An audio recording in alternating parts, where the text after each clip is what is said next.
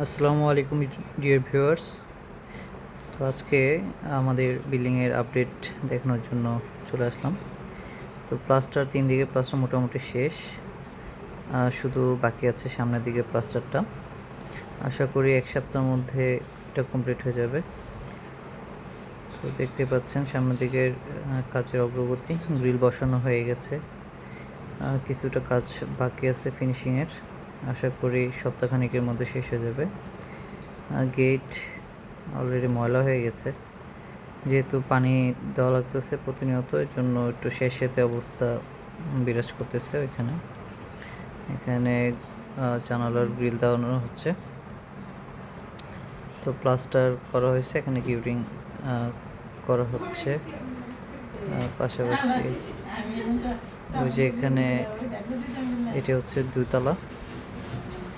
দুইতলার রুমগুলো মানে খুবই কাদা কাদা হয়ে গেছে, যেহেতু এখানেই ওনারা জিনিসপত্র ধোয় এই জন্য। তো আশেপাশে প্লাস্টারে পানি দেওয়া হয়েছে। তো সব কিছু রেডি হতে আরও মাস 2 লাগবে।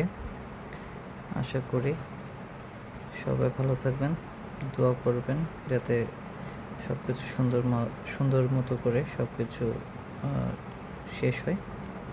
তো এটা ওয়াশরুম, সিলিং প্লাস্টার করা হয়েছিল। এখানে মশলার মধ্যে ময়লা ছিল, বালিতে অনেক ময়লা ছিল বিধায় ওয়ালে অনেক দাগ দেখা যাচ্ছে, যেটা মানে খুবই হতাশাজনক। এত দাম দিয়ে বালি কেনার পর এটাতে এত ময়লা মানে আশা করিনি। তো যাই হোক, এটা একটা রুম, এটাতে কিছুটা কম কম্পারেটিভলি ওই রুম থেকে। তো এইখানে কাজ হয়েছে মোটামুটি, কিন্তু ওই যে বালির জন্য ফিনিশিংটা ভালো হয়নি, এবং কি জানি কষ টাইপের জিনিস বের হচ্ছে আর কি ওয়াল থেকে।